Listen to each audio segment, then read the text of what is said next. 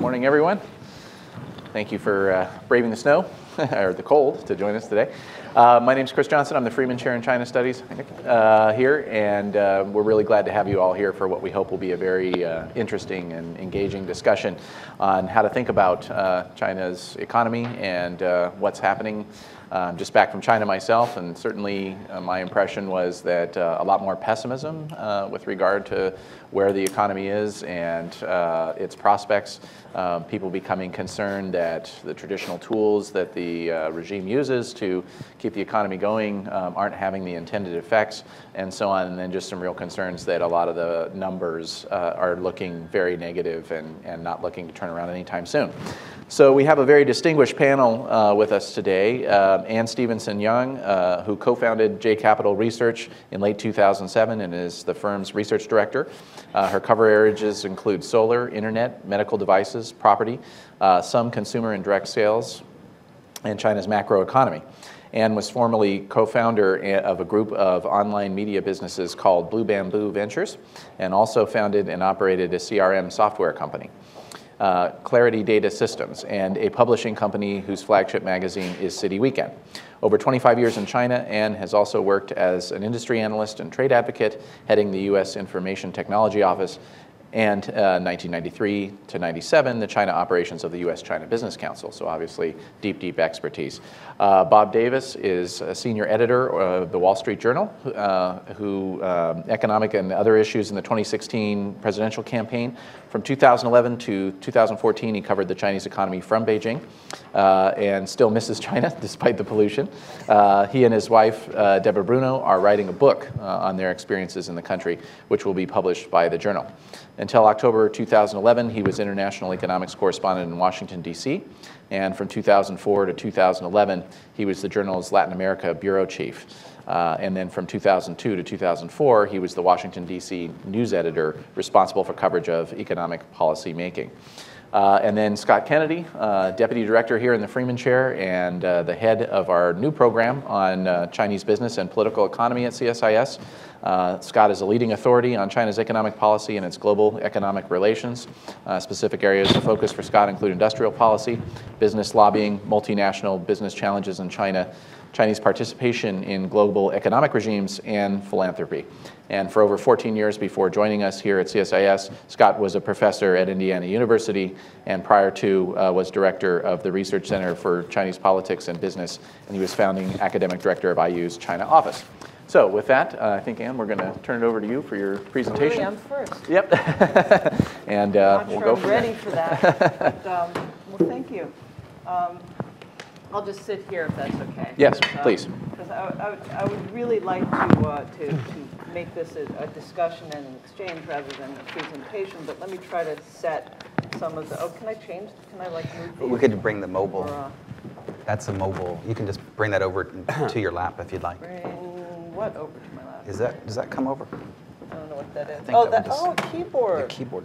Yeah, they still have these for some reason. Okay, well, Okay. I mean, it would be boring to go through anyway, but probably I will forget otherwise what I'm going to talk about, so we'll see whether this kind of works one way or the other. No. Anyway, we'll figure that out. What do you think? Enter would be my guess. Enter. Did that not work? Down Enter. here? Yeah. There we go. There we go. Look at that. Yeah. Oh, and I must have gotten some flash going there. I didn't realize that. Okay, so here's the way that I'd like to set the sort of framework of discussion. I find in my work that the attitude toward China internationally has shifted very dramatically over the last 2 years. And now the people I talk to, mostly the people I talk to are in money management. So they're in money management in the US and Europe, but also in politics and other areas. And I find that now the scope or the spectrum of discussion is China going to have a financial crisis soon, or do we have 2 years of muddling through and is China sort of turning into Japan? That's the range of discussion now. The discussion doesn't even include, oh, well, is China, China is expanding and whatever problems it's getting through and the consumer is becoming more important and it's economically important. That stuff is gone. Also, all the number of times I was asked in the pre-2012 period to be on panels about innovation and Chinese technology was really, you know, I honestly would rather have a root canal than go talk about that again. It was just a huge topic of discussion, disappeared. Now, it may be that people are sick of me, which is also probably the case, but I think also the topic has dwindled in importance because it's become clear that Chinese technology is not projecting into the international world anymore as the financing for technology and other industries falls.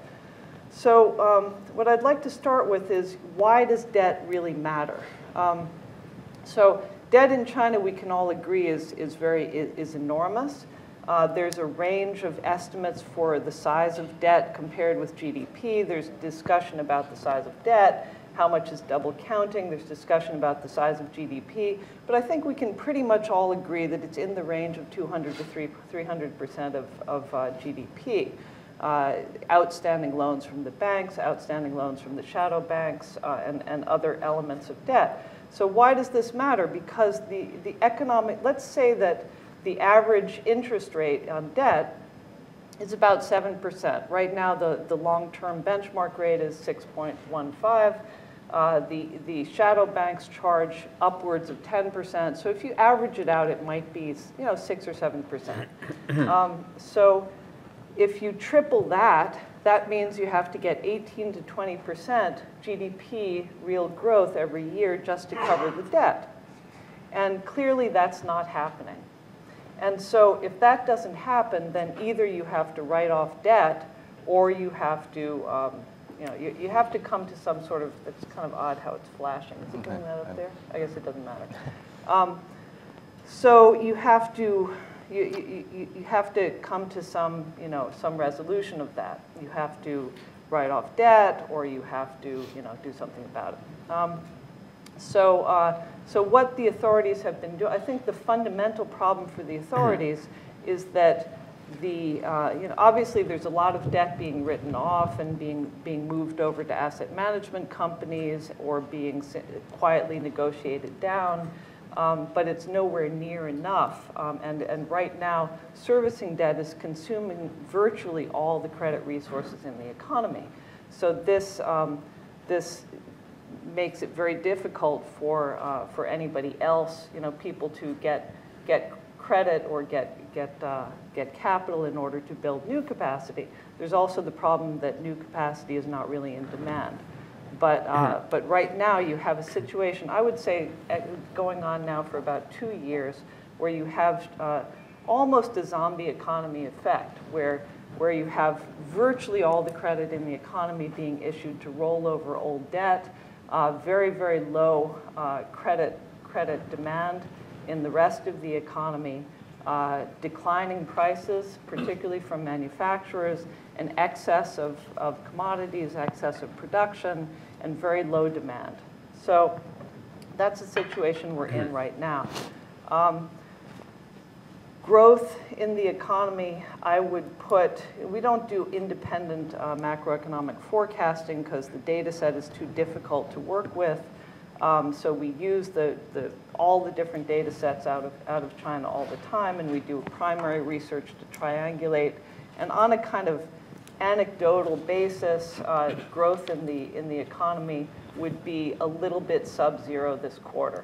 You don't want to call it a recession because you don't necessarily have several quarters in a row that are sub-zero, but there's no way the economy is growing much right now.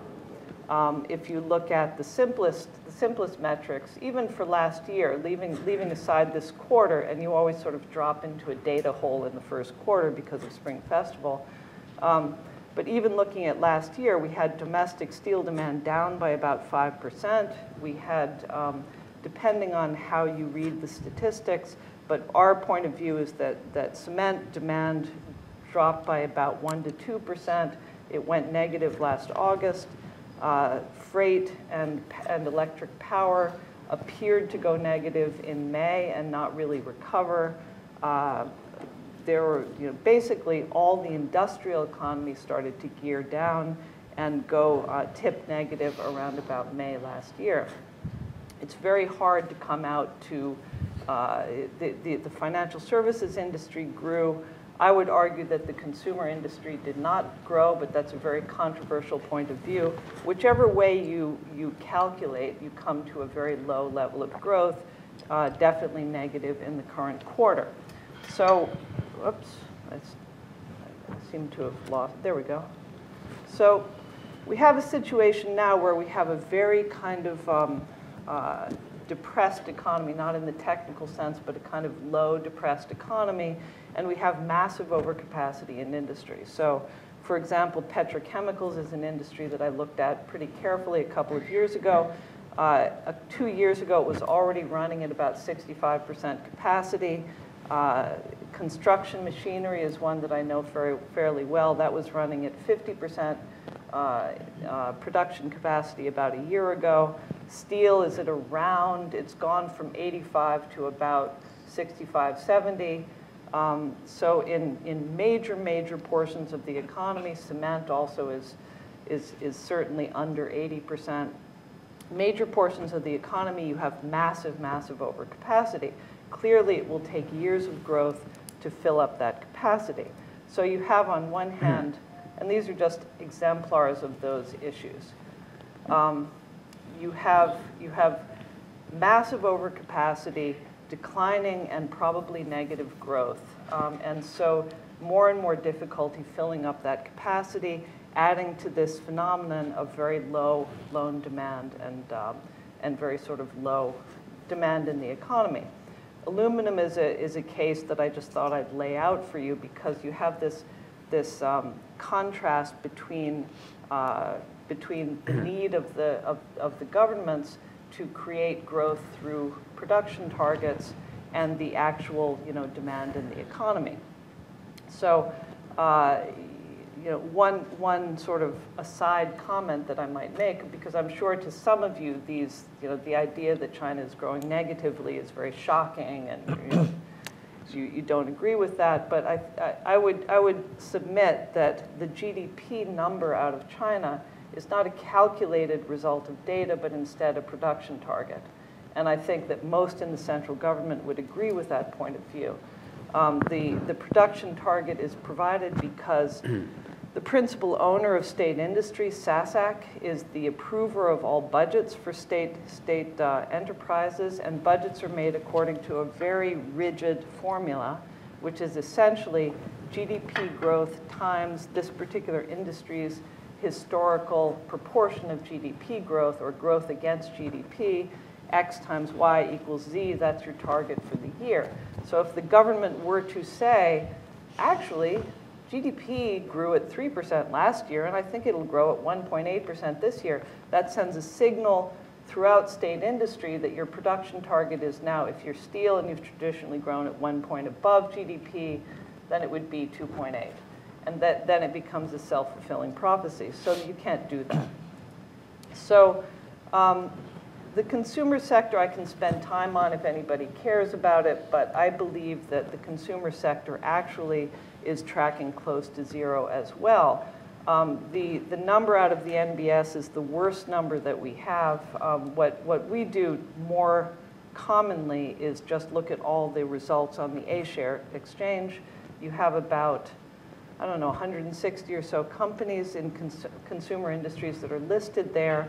If you simply aggregate all of their revenue, you clear out the companies that didn't exist last quarter or do exist this quarter or disappeared this quarter, whatever, you come to negative growth in gross revenue of 2% at mid-year last year, of 6% in the third quarter. And that's not even clearing out investment-driven growth and acquisitions and mergers. So I think it's pretty clear that if the strongest consumer companies in China are seeing a decline in gross revenue, then the consumer industry is not in good shape. Am I going too slow? No. Okay. I think you're on target. All right. So as we all know, property is somewhere on the order of 20% of the economy, depending on which portions of property you count. And property has been tracking negative for some time. Sales of property are negative. Prices of property, hard to say. Right now, the indices that are provided are negative on pricing. And construction completions last year went up, and the amount of property in the chain went up because there's a huge sort of, there's a python effect, or there's a pig in a python effect. But starts last year were regularly declined, and declined quite sharply, and I think we'll see construction down this year. If steel dropped about 4.8% last year, this is not netting out the exports, but domestic steel demand dropped about 4.8%. This year it will be down at least 10%.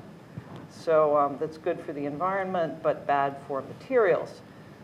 These are just a few, like, you know, a few tourist shots from my cell phone about overcapacity in housing to try to drive, I think to this audience, we don't really need to dwell on it, but to a less sophisticated audience exposed to China, you really need to bring home the point that the overcapacity in housing is absolutely ubiquitous. It's actually obscene. You can't, and I've done things like, you know, drive down the highway and randomly get off at exits and go talking to the local districts and ask them how much housing they have on sale.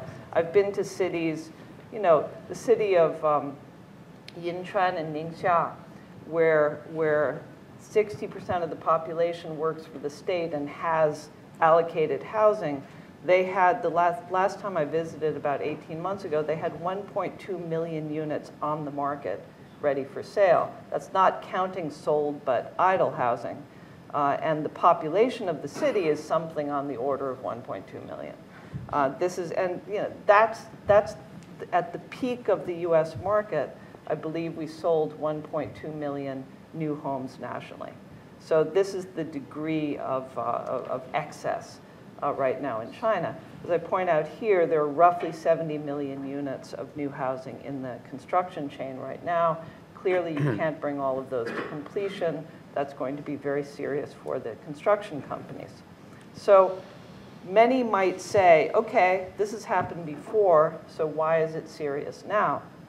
And I think that the simple answer is that we've reached our debt limit now. And there are various ways of showing that.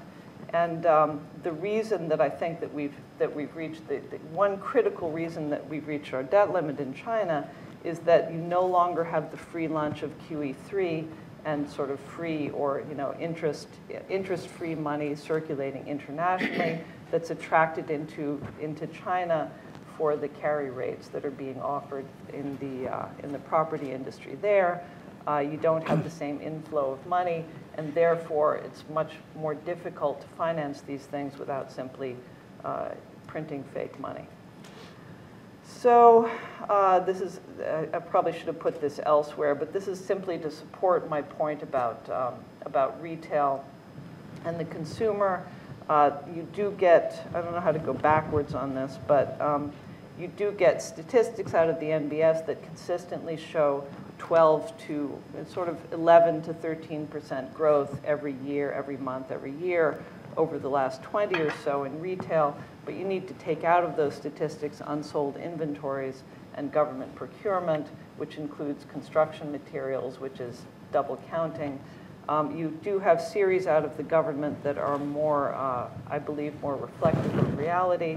There's a unit under, which used to be part of the old Ministry of Internal Trade, which gives you a series that's pretty, it shows much more fluctuation and volatility, but it certainly is very different from that provided by the NBS, and that shows you the comparison of the two only through the first half of last year.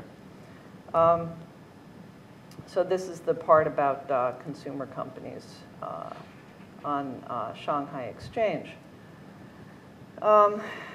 This is another thing that's important for the finance world, probably not so important for you, but it's the e-commerce world. This, you know, we've got a lot of information from Alibaba, JD.com, VIP Shop, and so forth, because they've recently listed in the United States and have become, you know, are issuing a lot of information about the surging growth of these industries.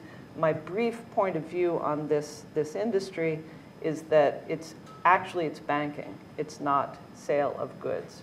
There is sale of goods going over these networks. The sale of goods is rising.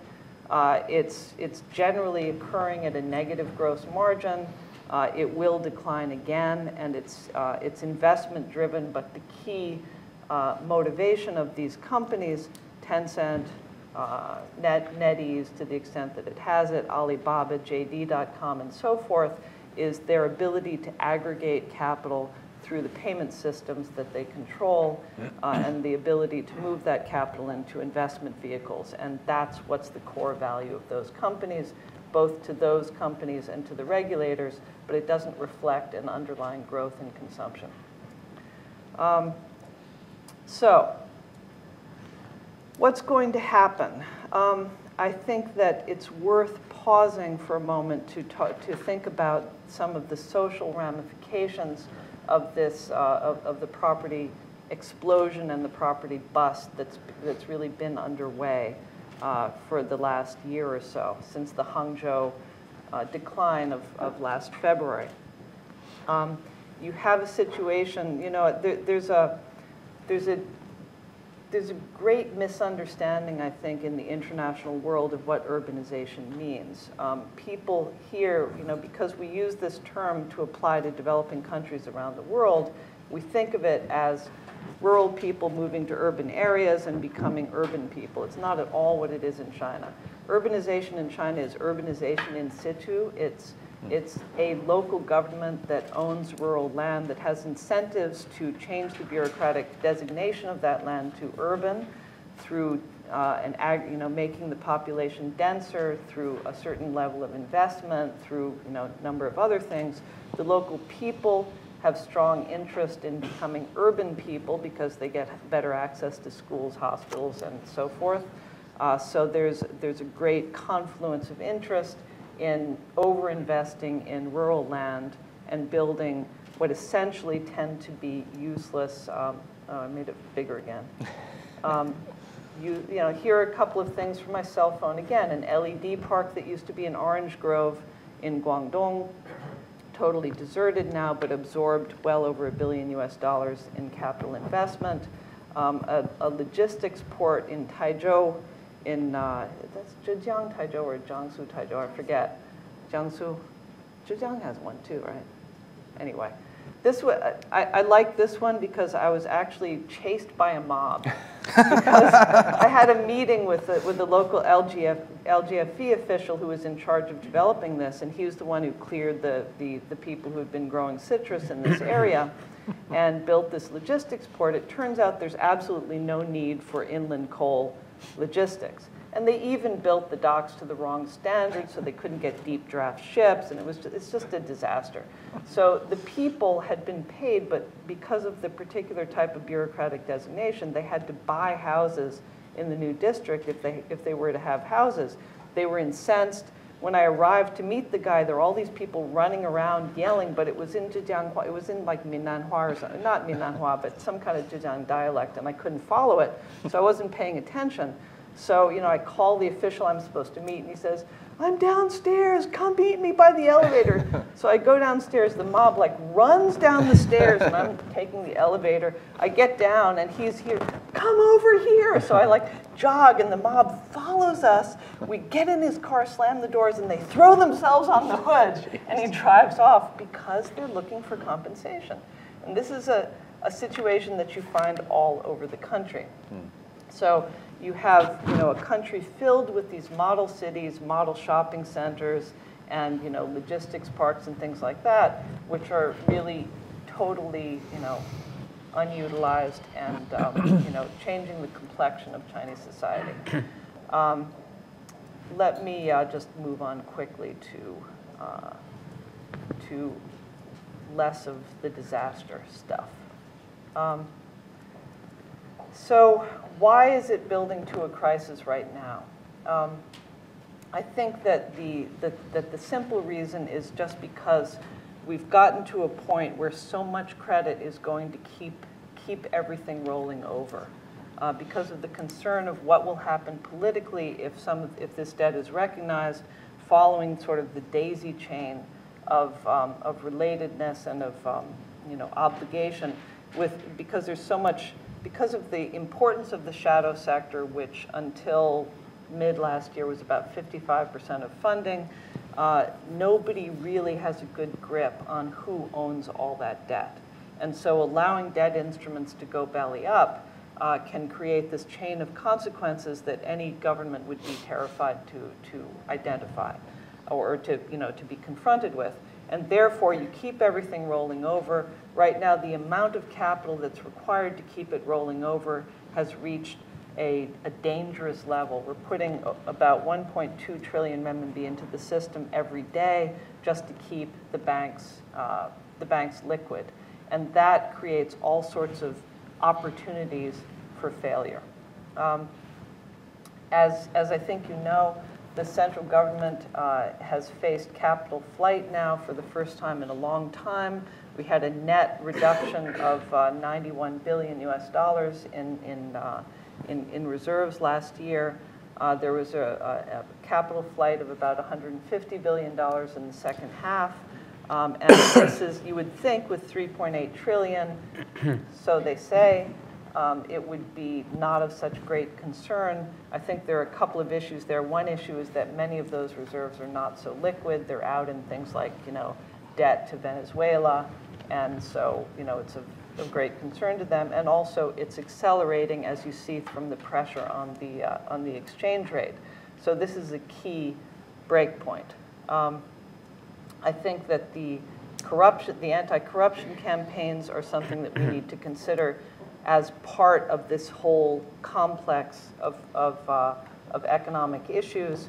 I think that the political system, fundamentally any political system's ultimate need is to provide its own network of critical supporters with resources. And when resources in society, the Jiang Zemin era created network capital at a phenomenal level and higher expectations of how much network capital would be available to the elite. So it became like Silicon Valley, well, Chinese grandson made $1 billion, well, I'm way better than he is, why shouldn't I? So when you start growing at a lower rate and not having so many resources to provide to the network, what you need to do is aggregate their capital to your network. And I think that's the simple way that we should understand the anti-corruption event. So what's next? Is it going to be a sharp decline, interbank defaults, as we saw in 2013, and a quick devaluation? I expect there will be a devaluation. I don't know about the defaults. I think there will be further corruption attacks on the banks and brokerages, and particularly casinos and other channels, Qianhai district and Shenzhen, other channels for exiting money. And I think we'll see a continued closing of the country to foreign influences. So this is basically the range of the debate now. Does it go out with a bang or with a whimper? Do we see continued long deflationary bust with no growth or negative growth until slowly you start to fill up that capacity and write it off? Or do we see a bust? So that's about it. Okay. Great, thank you very much. That's good. Bob, I think we're going to have you chime in. Okay. Given that, I'd like to say something optimistic. So I'll sort of try. And Anne's work is always really interesting and provocative. When I was in China, I was always really impressed by her and her colleagues' ability to go out into the field and see things, because China is so difficult to understand, and if you get around, at least you have a better shot at it, but it's such a diverse place. But okay, so here's some critiques of what Anne said. So to start off, Anne was talking about GDP to debt ratio between 200 and 300%. That's a hell of a range. 200%, which is, I think, basically the generally accepted view of what the GDP to debt ratio is. To get another 100%, just to throw it on there, I mean, it added 9 percentage points last year. So that's 10 more years before you get to 300%. I also think that Anne's presentation was heavily dependent on the sort of SOE view of the economy. That's a a portion of the economy, an incredibly important portion, but we have Nick Lardy in the front row, who's written extensively on sort of the diminishing importance of the SOE. A lot of the presentation also is a critique, which everybody who's in China looks at China criticizes the government stats. I mean, I don't believe they're growing at 7.4% either, but it's so easy to cherry pick. Okay, so we don't believe 7.4%. But how come we do believe the cement stats, or we believe the steel stats, or whatever? You know, all of the stats that we depend on are produced by the government. So how come we depend on some, but we don't depend on others? And how come the ones that we depend on are the ones that make things look really bad? I think the chances that China is growing negative are astonishingly small. I mean, I think if China was really not growing at 7.4%, but it negative, I think you'd have huge unemployment that would be impossible to hide. The only time that the unemployment of all the stats, the unemployment stats are the worst. I mean, it's 4.1% unemployment every quarter, even during the global recession. But during the global recession, you saw millions of people going back from Shenzhen. You could go to, I mean, I wasn't there, but people who were there tell me you can go to train stations and see, you know, people lining up. You don't see that. There are people going back. It's certainly true. There are people going back to their home provinces, and that's, I think, you know, probably mostly because there's a little more opportunity there. But if you're in Shenzhen or Guangzhou, the problem is not that they have too many workers. It's the opposite still. So how does that square? So I think I do agree. I mean, the way I look at it is 7.4, whatever the number is, this is China as it is. I totally agree with Ann's way of looking at things, of looking at corporations whose stats whose reporting you believe to be more accurate because they're under SEC mandates or whatever. And so this is China as it is. Things are clearly slowing. There's no reason to think that McDonald's or P&G have all of a sudden lost out in a fight with whatever the local, the Chinese company is. And you know, their sales are flat. So I mean, something clearly is slowing substantially. And I think also the usual answer for all this, I think the government's usual answer for all this is, you know, we recognize there's problems, we're going to reform, we're going to change the sort of basis of the way the society, the way the economy operates. I think there's precious little evidence that that has occurred so far. I think slower growth, slower official growth is not evidence of reform. It's just evidence of things slowing. What was I thinking of? Oh, and that the, I think one thing that Anne pointed to a little bit, I think has actually a bigger negative effect. I think the anti-corruption drive is vastly underrated in terms of how much it's slowing the economy. I think what's happening, I don't know how to show it in the stats, is some story I never got to, but the idea, I mean, the positive way of looking at the anti-corruption drive is that, you know, she is taking on very powerful interests, and many of them are at the SOEs, and so when he finally turns to SOE reform, who in the world is ever going to oppose him? Possible, it'll happen. But the negative, which I think is the case, is that he's scared people to death, and that bureaucrats are just afraid to approve projects because they either might be on the take or could be accused of being on the take, and that it's added to a sort of general ennui among sort of the government and business class, and it's hard to see how they end it. And I assume that that it surprised them too. It being the depth of the corruption has surprised the officials that got into it. I don't think they thought it would be this deep and take that much time.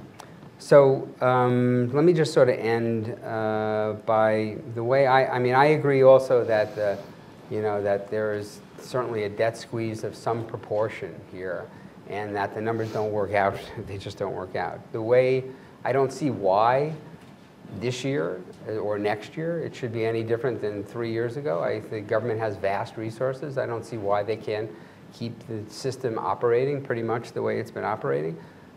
In terms of keeping companies from going bankrupt and you know, printing money or however they need to get the money to keep the system operating.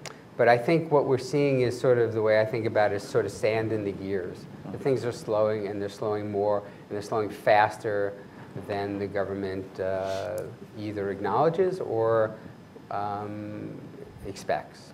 So I'll leave it at that. Great, thank you. Thanks, Scott. Now the keyboard? Yep. Sure. Super. I think what I'll do is thank you. Right. Put that guy there. Terrific. I've really enjoyed the discussion so far.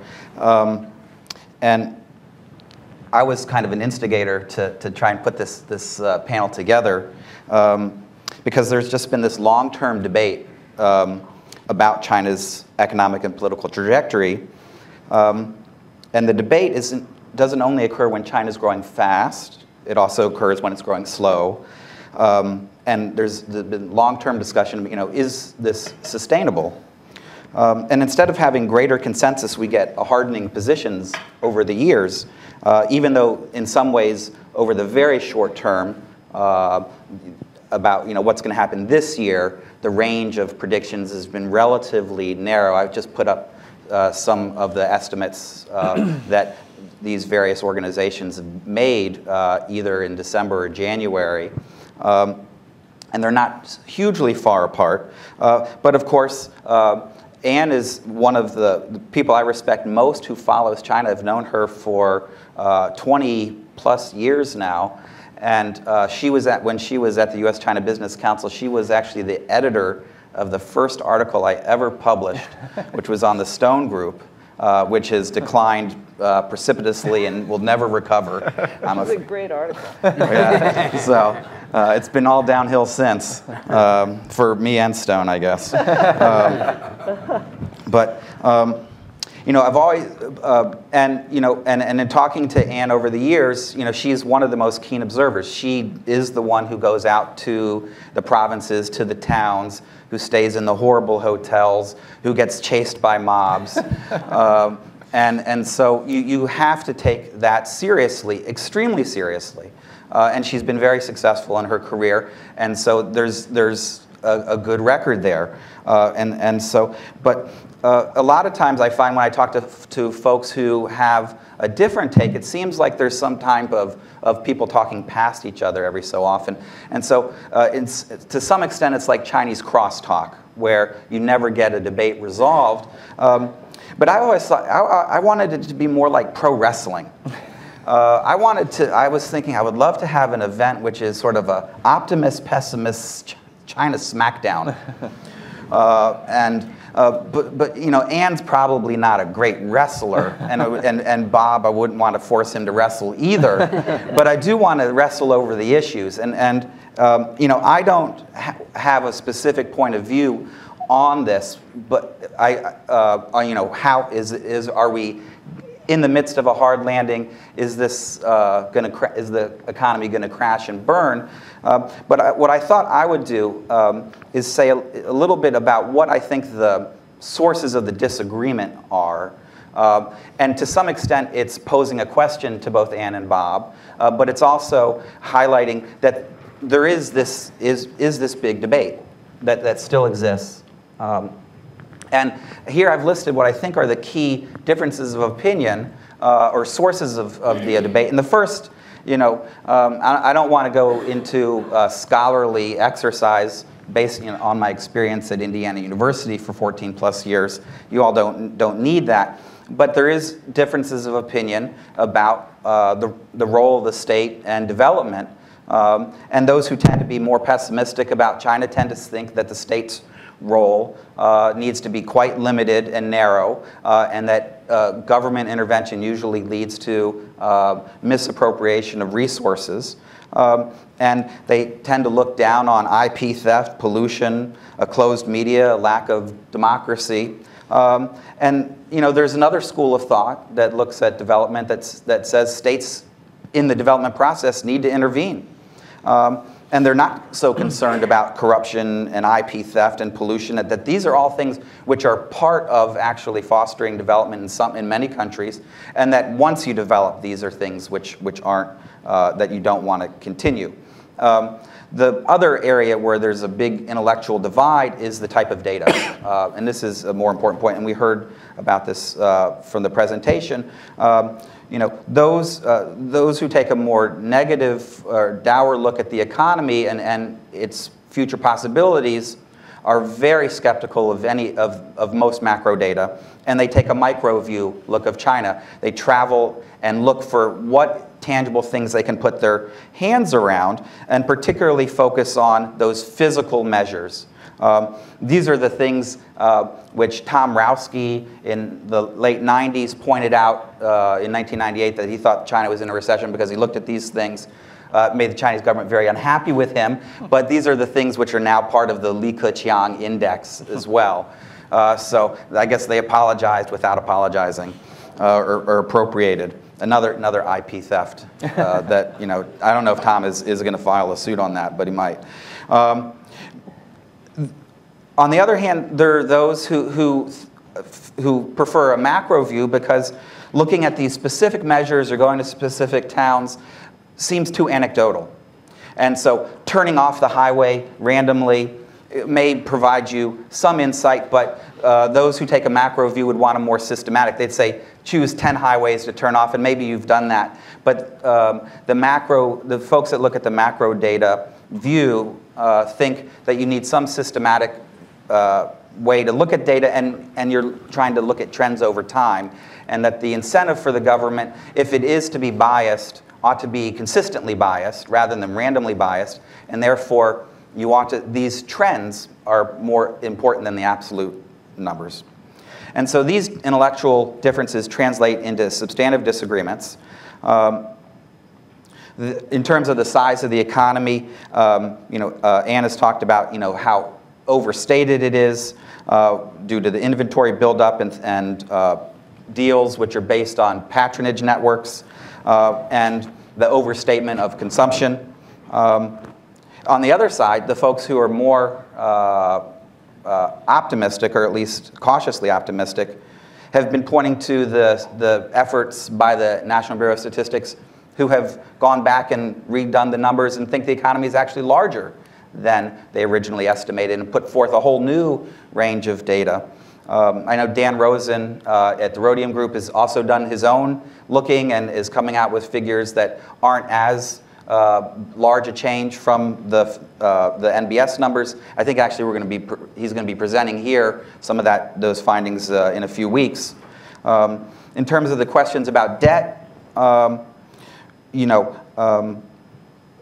guess the most negative view is that essentially what we have is a pyramid scheme economy, that debt is just being rolled over and pushed out the door and growing just to keep the whole system on life support. And of course, and Bob talked about the other perspective. It does depend on how high you say it is, and that one person's pyramid scheme is another person's financial deepening. Essentially, that you develop new types of products, and China doesn't have a very deep financial system now. So developing more products, I guess it all turns on, do you think that these debts will eventually go bad, or they will have some productive use in the future? And China's economic model has been build it and they will come. And then the question is, will they build it and eventually come? And Anne's view, they may eventually come, but it will be too late for them to come and to use these things. The debt numbers, I've got a couple things here on debt that come from, I think they're partly the study that Anne cites. They round off, this is from McKinsey, the Global Institute. Their report that just came out puts debt to GDP at 282%. She just rounded up 2.8 to 300 or so. And you can see that, yes, China's debt is very high, but there are other countries that are not in crisis who also have quite high debt. I'll go to another table that they have in the report, China ranks 22nd in this report in terms of total debt to GDP ratio, a slightly different type of calculation that they made. But 300% could be manageable if the United States and others can continue to grow. I think the calculation that you would need 18 to 20% annual growth to deal with the debt must assume that the economy actually isn't growing. Because as long as the economy grows, that denominator is going to expand, so that absolute debt number, as long as the debt doesn't grow as fast as the economy, should shrink as a proportion of the economy and therefore make it serviceable. And then if you have financial deepening, you can spread it out. You can roll over the loans or turn them into bonds, recapitalize banks. There's a lot of ways. There's still a lot of places to put these funds. In the late 1990s, they were worried about the banks. And they recapitalized the banks, created the asset management companies, and that dealt with that. So I'm not trying to say that this isn't my view, but there is that view. I don't think that these folks who have this position are necessarily Pollyannish. Let me just go back here. I think another issue that hasn't been discussed as much is to what extent is Bob hinted at it a little bit, but to what extent is the slowdown now simply a structural slowdown where we're heading in one direction because of these real structural problems that are holding the economy back and pushing it in one direction, and to what extent is this cyclical? And I think to some extent those who take a more sanguine view would say that there's some cyclical elements to this, maybe Chinese-style austerity. The anti-corruption measures in some ways are a austerity measure that if you relax them or have people adapt their behavior to them, you will then see a revival of growth. They will then be able to make the investments and choices with less danger. In addition, you've got global slowdown, global commodity prices dropping, which for some aren't a product of China's slowdown, but just as a glut of the producers in iron ore. You've got the iron ore providers trying to run the Chinese iron ore providers out of business, so they're just producing to try and bring the price down to put the Chinese out of business. The Chinese haven't been out of business. So that's part of the slowdown, is potentially part of the reason we have slow growth now.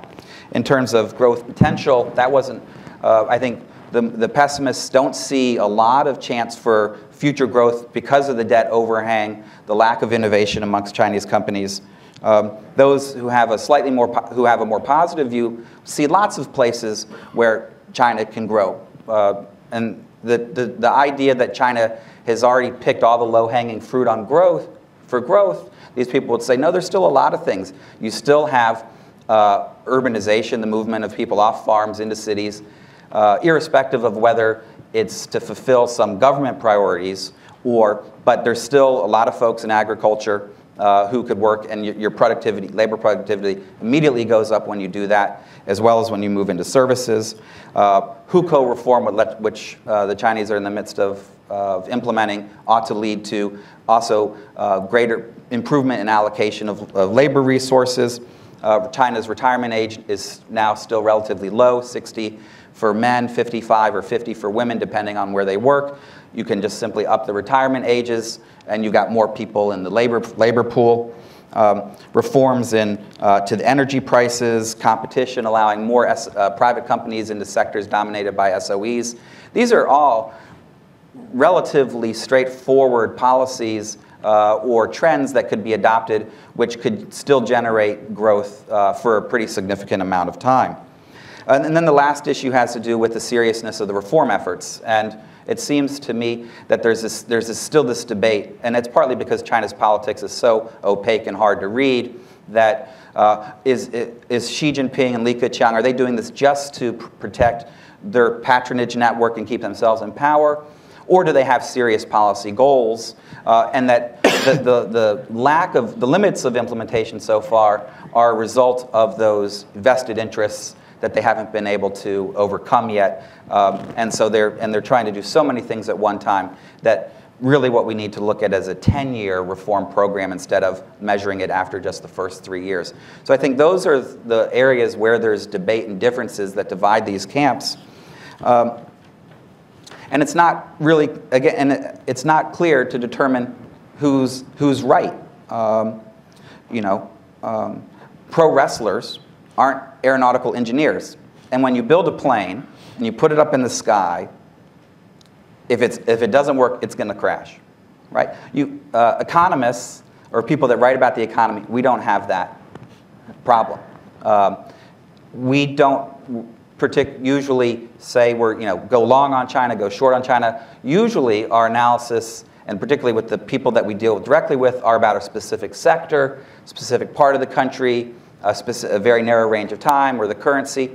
And there you can apply a whole variety of different types of analyses and come up with very smart and wise investment choices that say there's going to be problems here, that's how you should invest, or there's going to be growth in this area. And people offering those different advice at the same time are both right. The evidence shows both their planes all fly, even though they're flying according to different approaches in engineering. So I think it's a hard debate. I think my job has been to say that we don't know. At least there's not consensus. And maybe the question is, and I guess if I was going to leave with one question, it would be, what would it take, what type of evidence would you need to see, and so that your picture of the economy and the trajectory would change? And then what would be the most negative type of things? Would you have to see a financial crisis, Bob, before you would admit that there isn't potential in the economy? So I think trying to, the best social science or best analysis always tries to identify, under what situation would I be proven wrong? And so why don't I stop there, and we can have more discussion. Thanks, Scott. I'd like to give Anne a chance to respond to both sets of comments and maybe answer that question. And maybe Bob, you can answer that one too. Let me give a quick response before we start talking with everybody. One thing, I'm really a stranger or a guest in the world of finance, but it's that's my clientele, so that's something that I study and try to get better at all the time. And there is one thing that I really like about finance, which is you're right or you're wrong.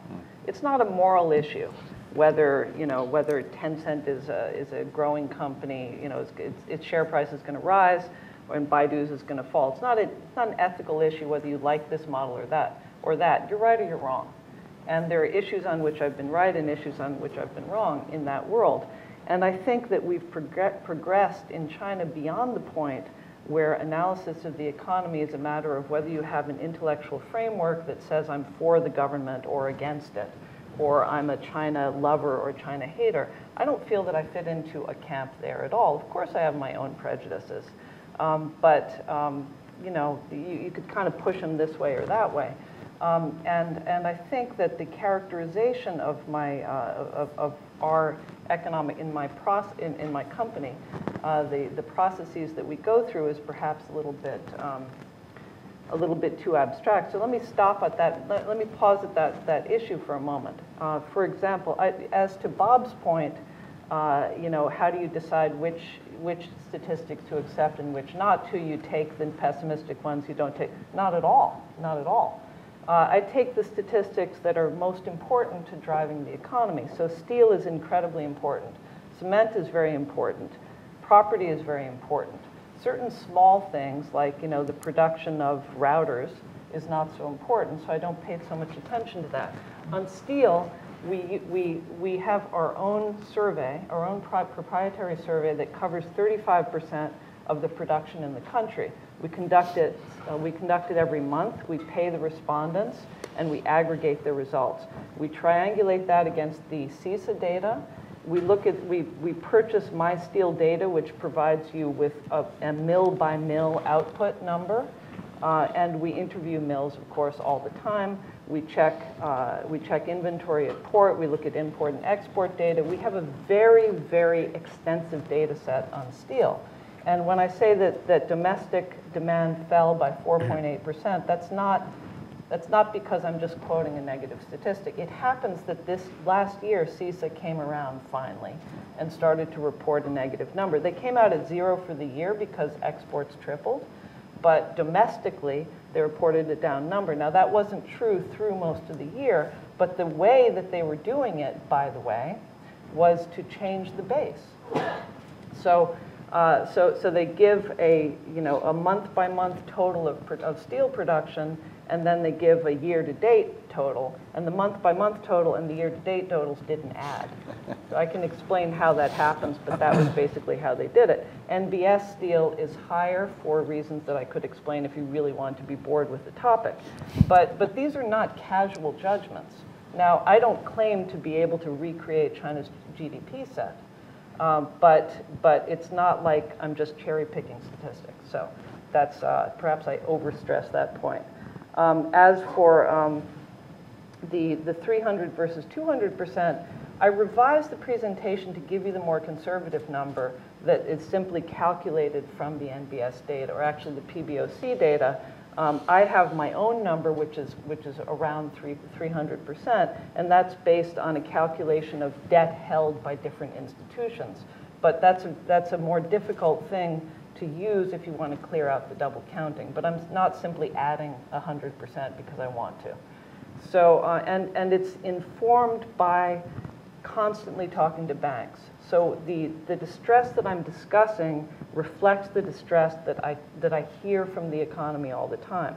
So when I was walking around in 2010 and 2009, I would be sort of irritated and frustrated maybe by hearing all the banks talk about what a fantastic investment this new zone was, when clearly there was no real demand for it.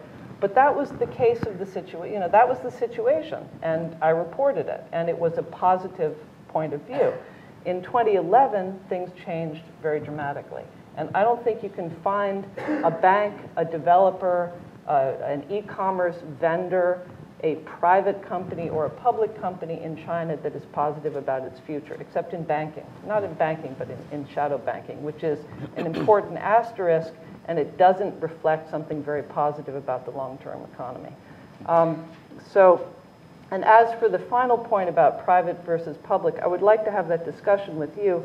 My personal view is that the Chinese reforms of the 1990s discovered one of the very important events, or emanations from those events, was a way to make equity ownership unimportant in the economy, in order to create institutions that would be able to operate in a more independent way, to create more value, and yet create beneficial cash flows for the state.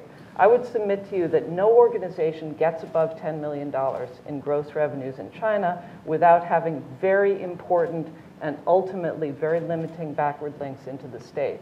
And I don't really care who technically owns what. I could tell you in some detail who's going to get cash out of the maturation of shares in Alibaba in March, and it doesn't have much to do with who actually owns it. So perhaps I'm being too vehement, but I was like, what? You don't understand? I'm not just driving off roads. So anyway, maybe we should go to the audience. Bob, did you want to? I think the question to me was, what would it take for me to think things are really, really bad? Is that basically it? Unemployment, basically. People out of work, people going home, wages going down, that sort of thing. I mean, I think ultimately, even in this country, we tend to focus too much on the numbers and not on the sort of standard of living, which is, after all, the point of economic, point of the economy. And so I guess that's what I'd be looking for. I think, by the way, driving off the road is a great idea. I mean, when I was trying to do, and I talked to Ann about this story, when I was trying to do a story before the numbers made it clear that the housing was heading downward. So all the numbers were basically positive. And then you say to yourself, well, the numbers are positive, whether you believe the numbers or not. And some of those numbers were from private sources.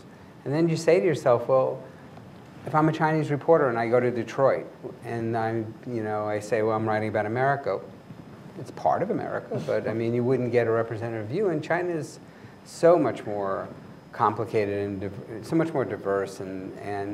But for me, I mean, this is Ann and I are in the same ballpark, basically.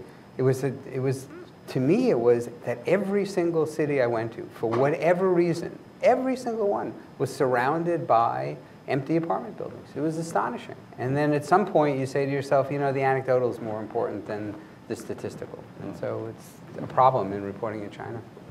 Great, thanks.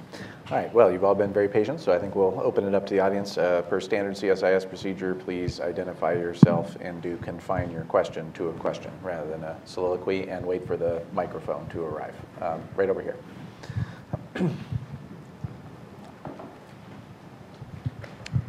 Thanks. I'm Tom Reckford with the Foreign Policy Discussion Group. I'd like to have the panelists explore more of the political ramifications of what clearly is a slowdown. There's been a suggestion that unemployment is the key thing to watch. For many, many years, the conventional wisdom has been that the political legitimacy of the communist leadership depends on two things: nationalism and rapid economic growth. Clearly, we're not getting rapid economic growth anymore. When does this change begin to affect the government's ability to keep control politically? Anyone? I mean, it's not my specialty. It's much more yours. But my view is that the idea that that social instability is an issue in Chinese politics is much overstated. I think that if ultimately that there's a political event in China, and even the collapse of the Communist Party, it comes from the bureaucracy. It comes from within, from the people who have the ability to organize and the incentive to do so, and the ability to create a structure to replace what they displace. I think that the idea of, you know, the legitimacy resting on economic, I think that's a little too filmy for people to really, you know, I do think that what's going on now does not have, it clearly doesn't have anything to do, I mean, it has something to do. It has very little to do with corruption. If the focus were on eradicating corruption, clearly the response would be legal reform and structural reform. That's never been on the table. It's never been of interest. I think the fact, the attacks on Minsheng Bank, Haitong Securities, Beijing Bank, Founder Securities, now possibly Unicom, and so on and so forth, these indicate that, that it's become so important to capture resources. That's my view of the core value of this, is capturing resources. I know that's controversial, but if that's become so important that the political system is willing to jettison a lot of international faith that provides portfolio capital, and that's a warning sign. And I do think that things are getting much worse. I would simply add that you know, I think some years ago there was a iron rule that if growth fell below 8%, there would be, you know, massive chaos. Didn't happen. And now below 7% most likely, and hasn't happened. I mean, one thing that is interesting is the government's own emphasis on employment. When you think about the demographic and structural changes that are happening, you would think they would be less concerned about this over time, right? In fact, if they were so worried about it, why aren't they building more shoe factories and, you know, things like that, right, to employ a lot of people? So my sense is this is part and parcel of the broader debate. You know, Xi Jinping has announced that there is a new normal in the economy. I think consistent with some of the things Anne's been saying, my perception is that now the real fight among those that matter in the system is how do we define what the new normal is, because that will help separate the winners and losers out of what comes next. Next, right here up in the front. So I think just 1 second.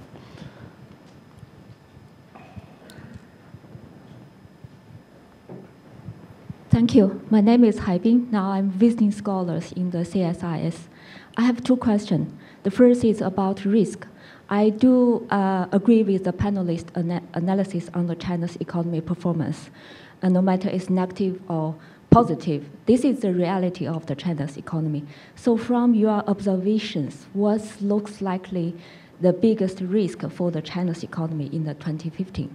My second question is about the new measures of the reform and opening.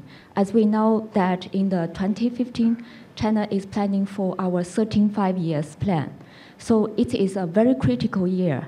Now the President Xi mentioned, put forward the idea of the new Silk Road strategy and also Shanghai Pilot Free Trade Zone reform. So from your observations, if like you give suggestion to the China's government, what do you think China should do, must do in the following 5 years in the opening and the reforming measures? Thank you.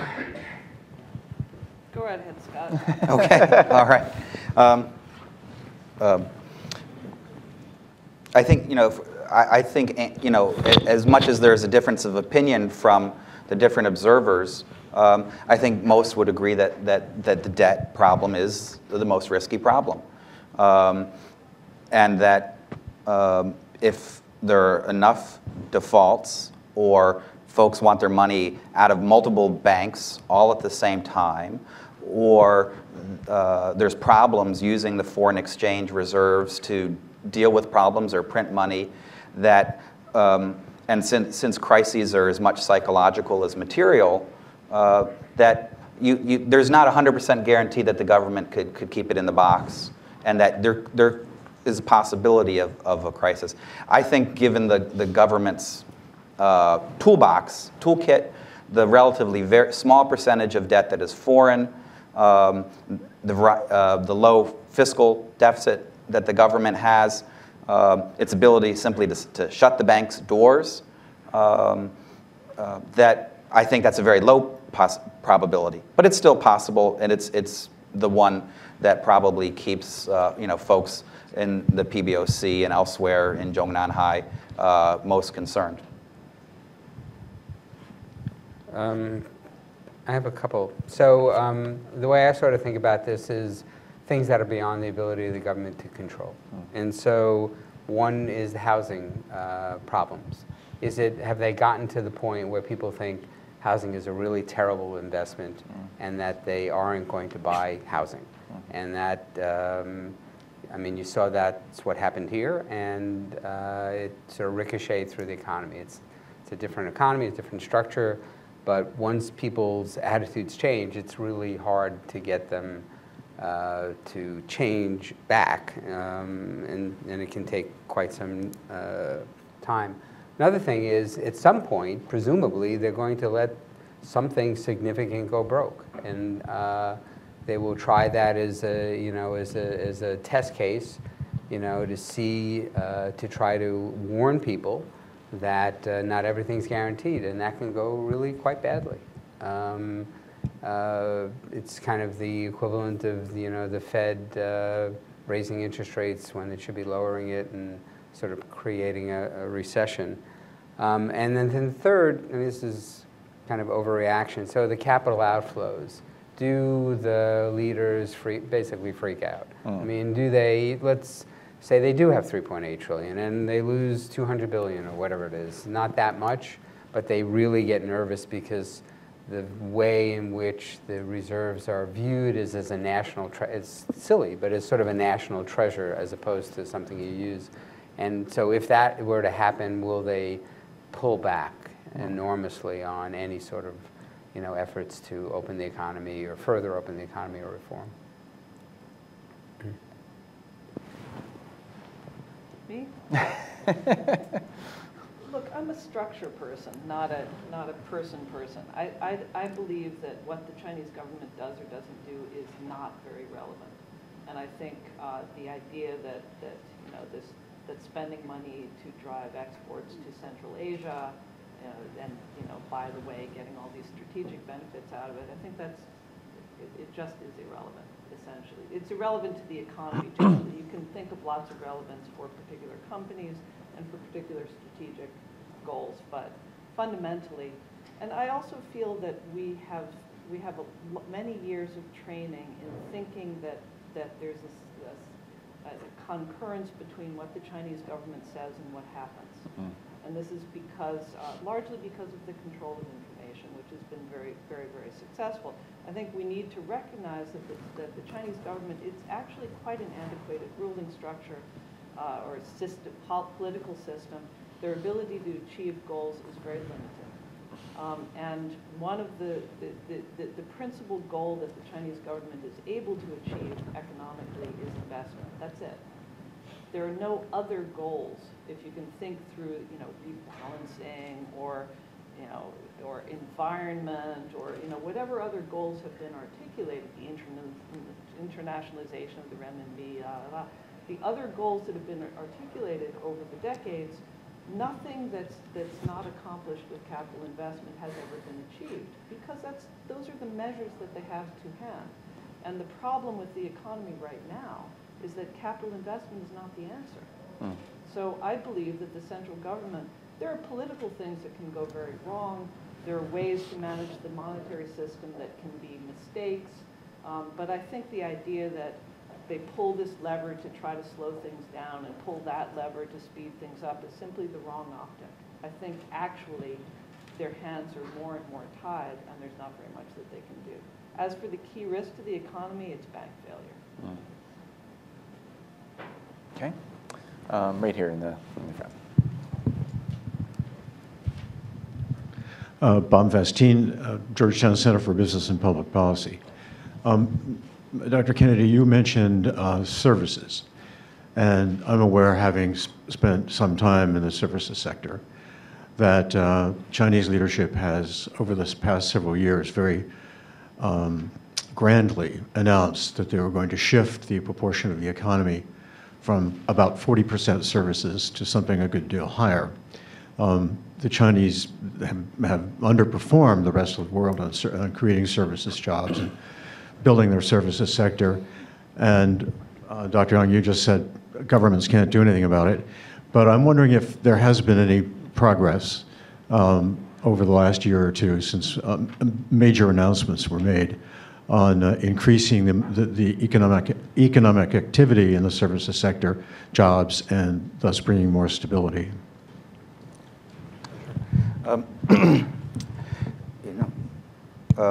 I guess one of the first points when I brought up services, and this gets to a point that Anne raised, and the type of data, is a lot of the physical measures are the ones that she works very hard to measure and that others look at apply to the industrial economy. And over a longer period of time, services has become a growing share of the economy. And so we'll need other types of measures to see whether there's slowdowns in that are equal to the industry side. And services have continued to grow. Private sector has continued to grow. And I would expect to see continued gradual improvement. I would agree with Anne that you can't, in one policy swoop, change the radical course. But there have been, they've talked about liberalizing education to allow more private schools, health care to have more private hospitals, and other types of liberalization in financial services. And those are policy measures which they have taken small steps on, which they could take much larger steps on. My own expectation is to continue to see that the services as a proportion of the overall economy continue to grow. And as long as there isn't the financial crisis that's generated by bank failure, to not see, to continue to see that as progress in the economy. Whether, it's comparing the structure of the Chinese economy to the structure of the American economy or most European economies really doesn't make sense, given that their per capita GDP is 6,000 per year and ours is 40 to 50,000 per year. And of course, we're going to have much greater services as a proportion of our economy. But the trend is relatively clear. So I don't see anything which should suggest that we're going to move back towards greater industry or agriculture as a part of the economy. Anything to add? No, you're good? Okay. Matt Goodman.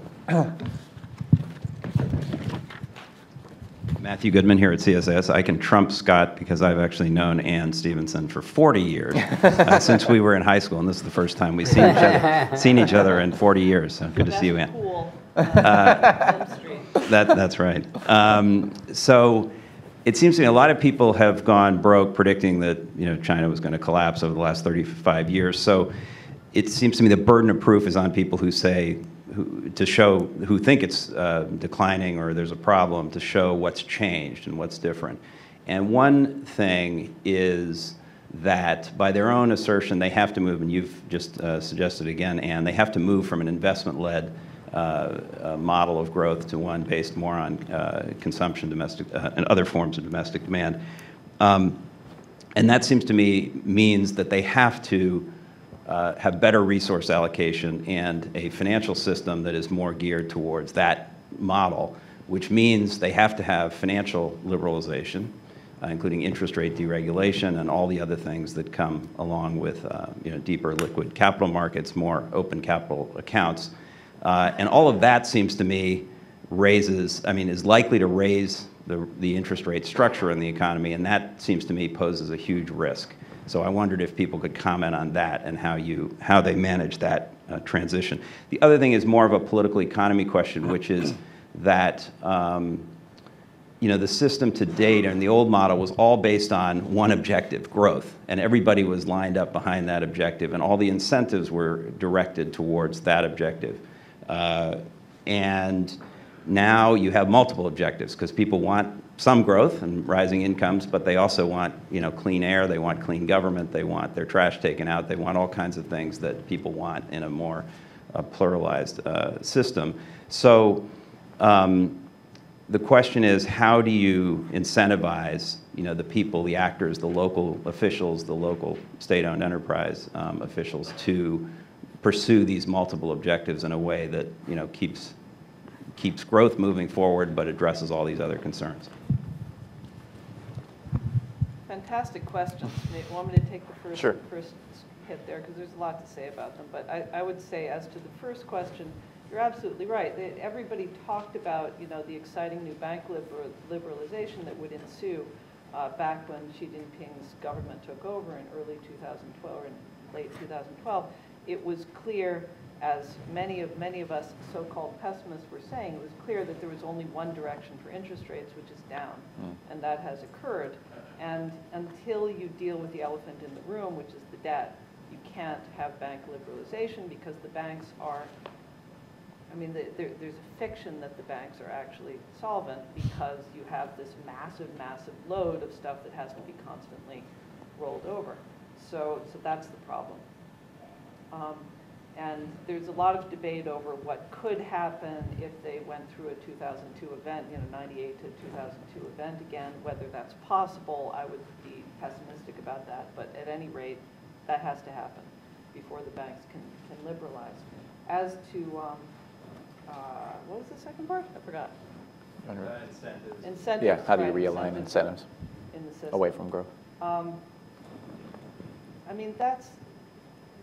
There are a lot of answers to that. I think the simplest is the political, because as you all are aware here, the key structural event post-1989 was a restructuring of the relationship among the 5 levels of government, very specifically and deliberately undertaken in order to strengthen the central government's ability to hold the country together, knowing that there was a significant cost.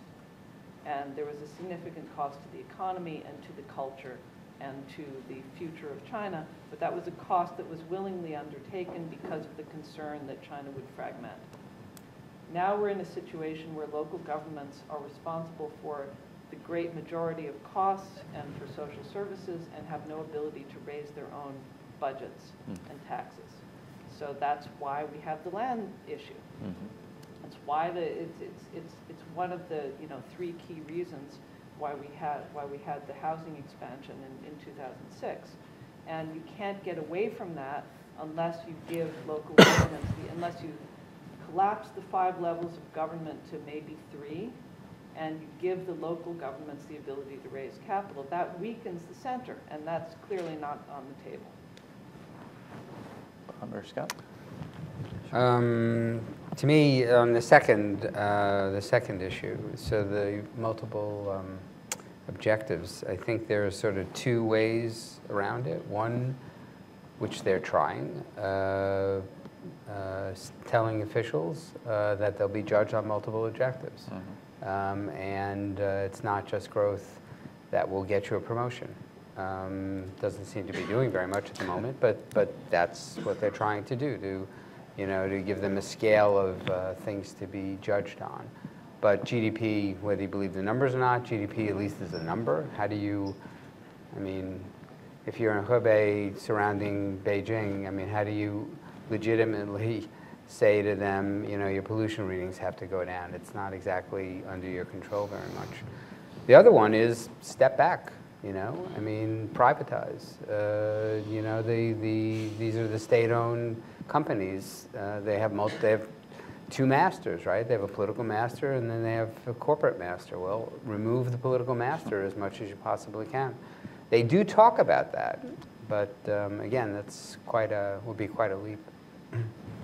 I agree. Focusing on growth is obviously a much more simpler goal when you just have that one target. I'm not a big believer in modernization theory per se, but I do think in the time that I've been going to China and interacting with Chinese since the 80s, that I have seen value changes in Chinese in what they think is important overall. And obviously making incomes and originally wanting to have a refrigerator and a bicycle and an apartment and over time and wanting to have more material wealth is changed. But Chinese are also interested in a lot of other things. A cleaner environment, quality education for their families. And I think that these things gradually work their way up and through the system. They're parts of the discussions in the media. China doesn't have a powerful civil society, but does have a civil society and nonprofit groups, many of which are genuine grassroots organizations that promote these type of values.